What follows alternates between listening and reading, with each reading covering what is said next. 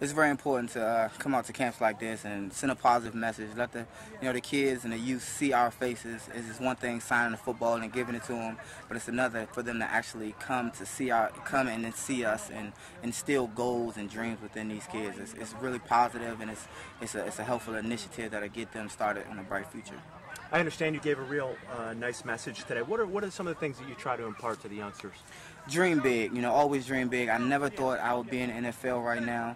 So the message that I really try to instill within the kids is to set your goals really and extremely high, and along the way you'll achieve certain goals and find your niche in life.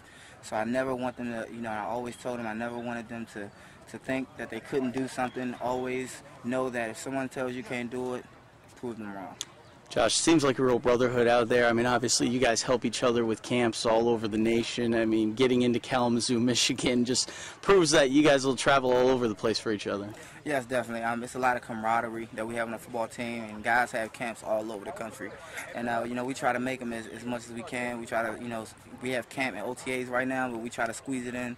And it's for the kids, and that's the overall objective. We want to be, visual to the kids. We want them to know that we care about them and we care about their future.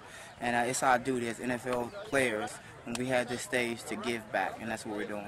Talk about OTAs, so what's the forecast for you guys coming up? I mean, what's the goals for you guys now that you got to refocus on the task at hand? Definitely. We look pretty good out there. I have to say a lot of guys are coming to their own.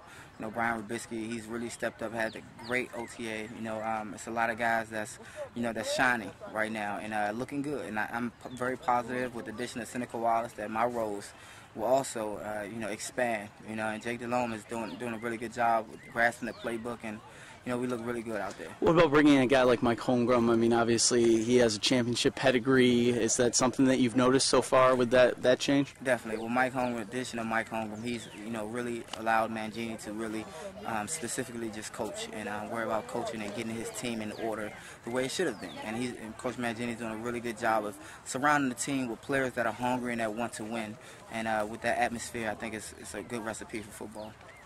Talk a little bit about JC. I mean, what he did in the final 4 games, nearly setting the rushing record, and the other 4 games over 100 yards as well.